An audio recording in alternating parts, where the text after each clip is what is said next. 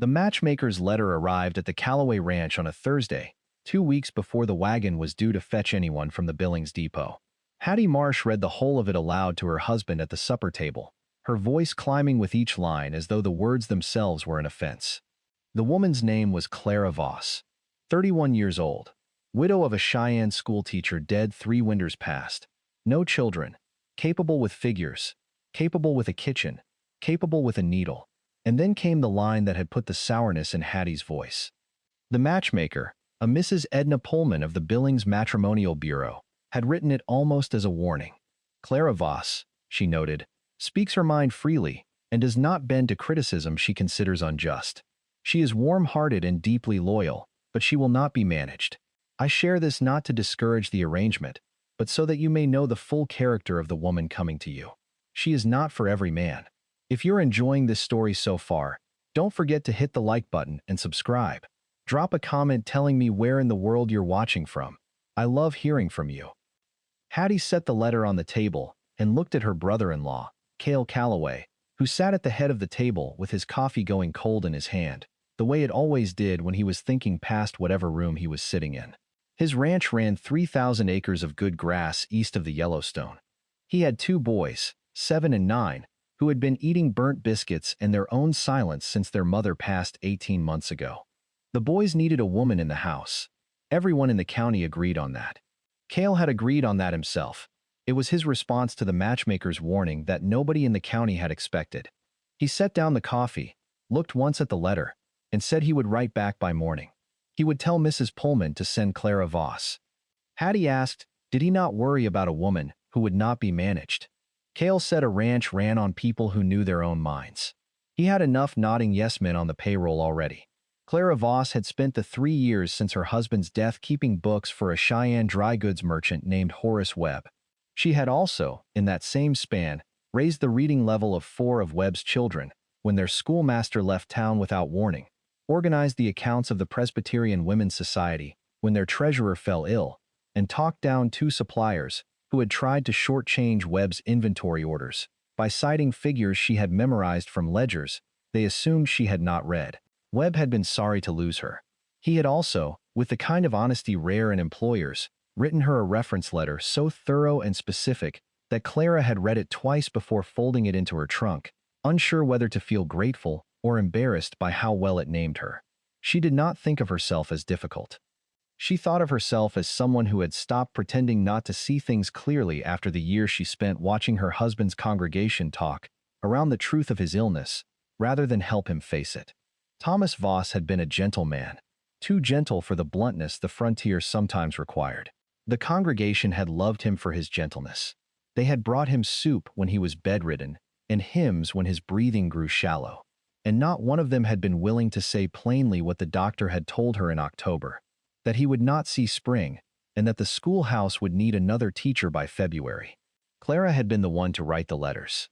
Clara had been the one to arrange the books and settle the accounts and notify the families of Thomas's students, who cried genuinely and came to the small service in January and went home to their ordinary lives. She had done all of it without being asked and without being thanked, which was fine, because she had not done it for thanks. She had done it because it needed doing, and she was the one who could see what was needed. Clara had learned, in the grief after his death, that she did not have that same softness in her, and she had stopped apologizing for its absence. The train ride from Cheyenne to Billings took 2 days. Clara sat with a book in her lap for most of it, though she read less than she might have, watching instead the country open and flatten and then fold itself back into ridges as Montana pulled into view. She had made the trip once before as a child, riding north with her father on a different line, toward a different errand, and she remembered thinking then that Montana looked like a country that did not apologize for itself. She thought the same thing now. She carried one trunk, a carpet bag with her good dress and her copies of Thomas's journals, and the reference letter from Horace Webb folded in her coat pocket where she could feel it without reaching for it. She did not know what Cale Calloway expected. The matchmaker's letter back had said only that he had read the full description and wanted her sent. She thought about that on the last leg of the ride. A man who read the full description and sent for her anyway. She was not sure whether to be reassured or cautious. She had learned that confident men sometimes thought themselves equal to things they were not. The depot at Billings was cold for September, a thin wind off the hills carrying the smell of coming rain. Clara stepped off the train with her trunk in one hand and the carpet bag over her shoulder and looked down the platform for a man who looked like he was looking for someone. She spotted him before he spotted her. Tall, dark coat, hat pushed back, standing beside a wagon with two boys in the bed who were watching the train the way children watch anything large and loud, with their whole bodies leaning toward it. The older boy had his hand on the wagon rail. The younger one was standing up despite what were clearly instructions to sit, his boots already muddy from some earlier mischief. Cale Calloway found her a moment later. He came down the platform without hurrying and stopped 2 feet away and said her name the way people say a name when they are making sure they have the right person. Clara said yes, she was. He did not say she was not what he expected. He did not say anything about the letter. He said the wagon was this way. The boys were Eli and Sam, and there was a cold supper waiting at the ranch because he had not been sure of the train time. He picked up her trunk before she could say she had managed it herself, and that was the beginning of it.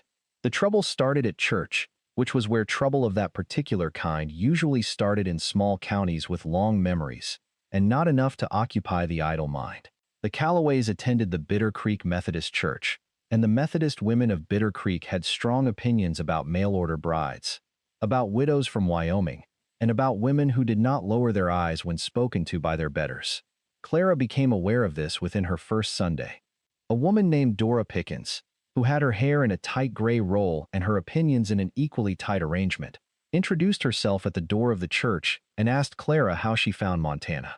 Clara said she found it large and cold and beautiful. Dora said she supposed Wyoming women found everything large, being from such flat country. She said it pleasantly. Clara understood it perfectly. She said that flat country taught you to see a long way, which she found useful. Then she smiled and went inside. By the second Sunday, the version circulating among the Bitter Creek women was that Clara Voss had a sharp tongue and thought herself above the county. By the third Sunday, Dora Pickens had said at a quilting circle, with Hattie Calloway present, that Cale was a decent man who deserved a gentle woman, not a widow from Cheyenne who talked back to everyone she met and had nothing to show for her years, but a dead schoolteacher husband and a letter from a dry goods man. Hattie had reported this to Clara with the specific satisfaction of a woman who agreed with the assessment and wanted Clara to know it was shared. Clara had listened to the whole of it standing at the kitchen work table, rolling pie crust, and said only that she hoped the quilting circle had gotten a good pattern done despite the conversation. Hattie left the kitchen with the look of someone who had expected a fire and gotten only a window left open. The boys were another matter entirely, and a better one. Eli, the older, was cautious the way a boy becomes cautious after losing something he cannot replace. He watched Clara for 2 weeks before he spoke more than yes or no, and what he watched for, she understood, was whether she was going to stay. Sam had no such caution. By the end of the first week, he had shown her the corner of the barn, where a barn cat had kittened, the dent in the porch rail, where he had ridden his sled into it the previous winter, and the exact creek bend, where he had once caught a trout the size of his arm, a claim she accepted with the respectful credulity it deserved. Sam did not ask if she was going to stay. He assumed it the same way he assumed the sun would rise. She found she did not want to disappoint him. Cale was harder to read. He was not unkind. He pulled her chair at the table without being asked her opinion on the winter supply list, and gave her full authority over the household without qualifying it with conditions. He did not tell her how his first wife had done things. He did not compare. What he did not do, for the first 3 weeks, was talk to her the way a man talks to someone he is actually trying to know. The conversation was about the ranch, the boys, the weather, the fencing that needed doing on the south pasture. It was the conversation of a man managing arrangements, not of a man sitting across from someone he had chosen. She did not push. She had not come here to press herself on anyone. The moment that broke the managed surface open happened in the 4th week, on a Wednesday evening in October, when the first real cold of the season came down off the mountains and arrived in the kitchen in the form of Sam running in from the barn with a cut across his palm from a wire he had been warned not to touch. It was not a dangerous cut, but it was deep enough to bleed freely, and Sam was 9 and making the kind of noise 9-year-olds make when blood is involved.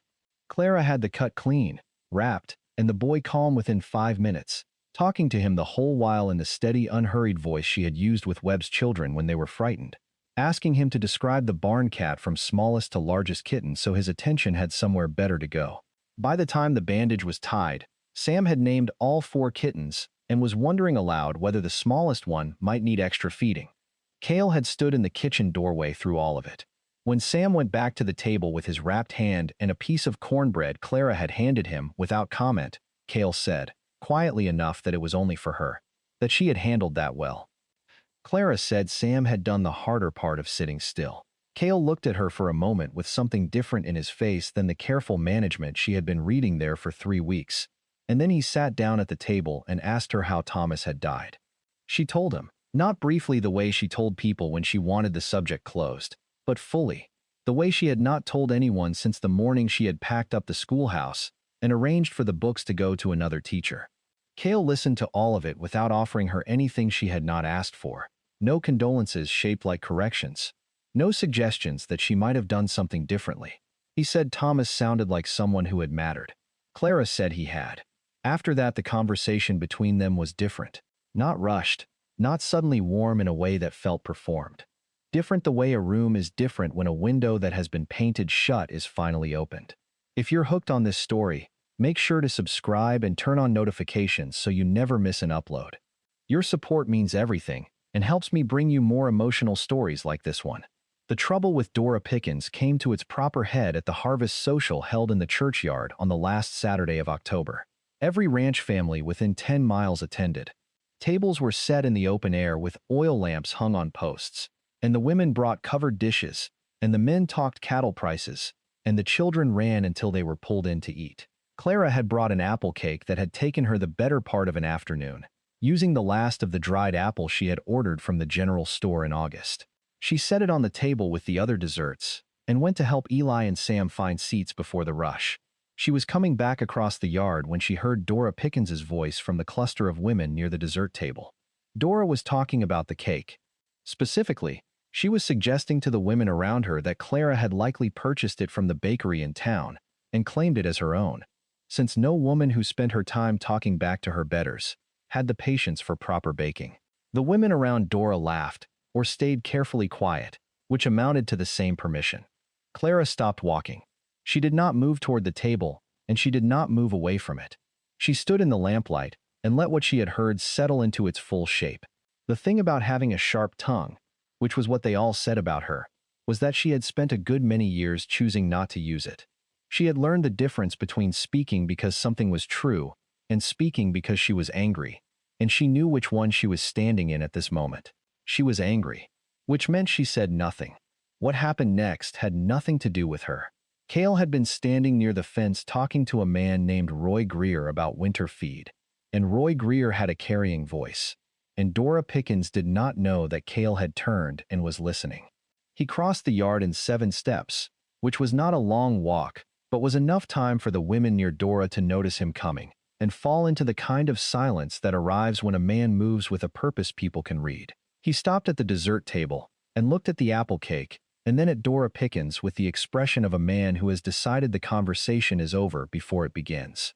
He said he had watched Clara make that cake from the dried apple she had been saving since August because Eli had mentioned in September that apple cake was his mother's recipe and he missed it. He said it had taken her most of the afternoon. He said he was glad she had brought it so everyone in the yard could have a piece, but that he intended to make sure his boys got theirs first, seeing as she had made it for them in the first place. He said it quietly, without heat, the way he said everything. Dora Pickens opened her mouth and closed it again. The women around her were looking at the tablecloth. He picked up the cake himself and carried it across the yard to where Eli and Sam were sitting. He set it in front of Eli and told his son that Clara had made this for him. Eli looked at the cake and then across the yard to where Clara was still standing, and something moved in the boy's face that had not been there before. He stood up from the bench, which no one had asked him to do, and he walked across the yard to her, which also no one had asked him to do, and he said that she did not have to come eat with them if she did not want to, but that he thought she should.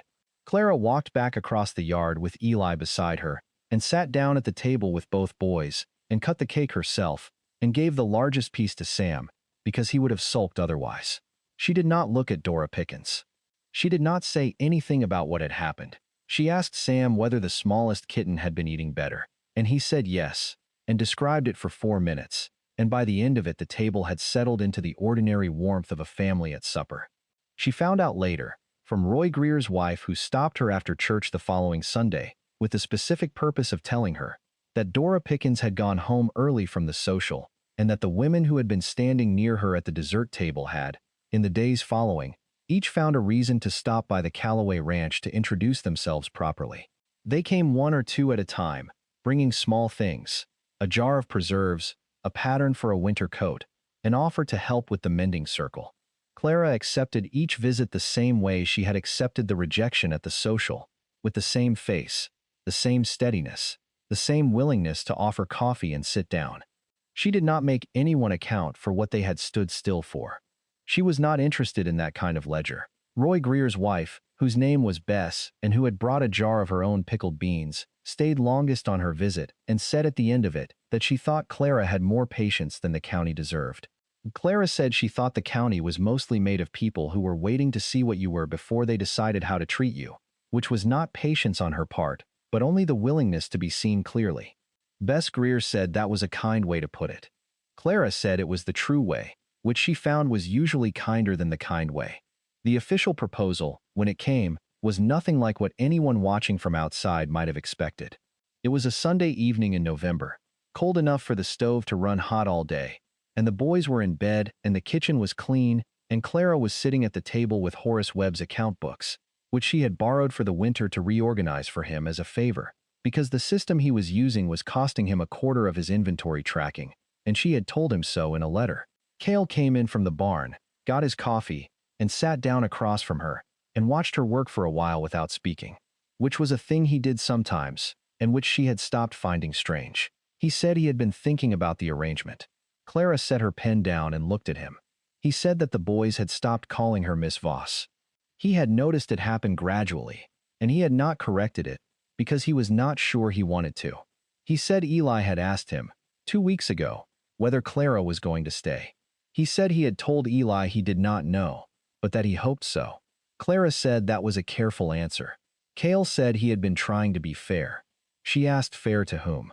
He thought about that for a moment and then said to her, because she deserved to know where she stood rather than guess at it, and that where she stood, as far as he was concerned, was that he had sent for her on the strength of a warning, and he would ask her to stay on the strength of what he had seen since, which was a woman who knew her own mind and used it for good purpose, and had not yet once made him sorry for sending that letter to Mrs. Pullman.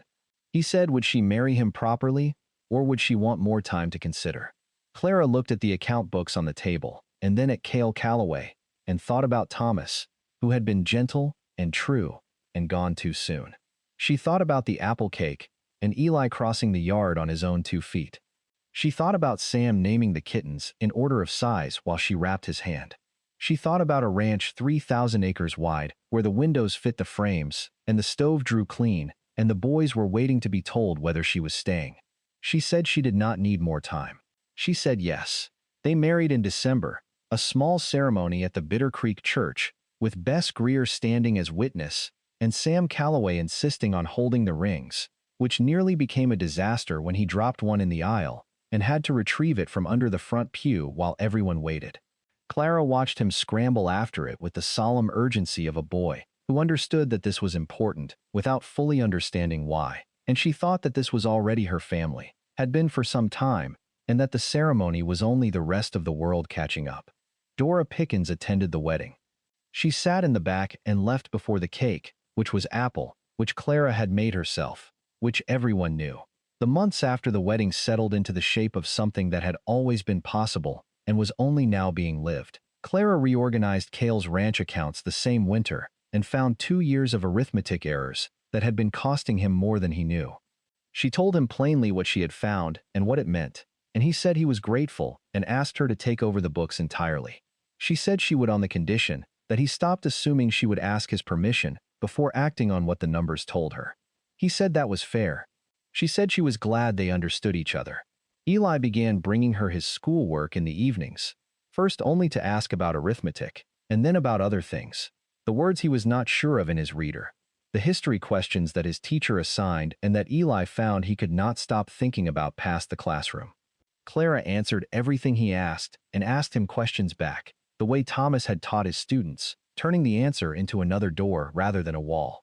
Eli began to have opinions about things that were not the ranch, and he expressed them at the supper table, and Cale listened, and Clara listened, and Sam argued with everything on principle, which was his nature, and made the table louder and better than it had been. The following spring, Bess Greer's oldest son brought a horse to the Calloway Ranch that nobody in the county had been able to manage. A roan mare with a history of hard handling and a distrust that had settled into her bones. Bess's husband asked Cale if any of his hands wanted to try her. Cale said to ask Clara.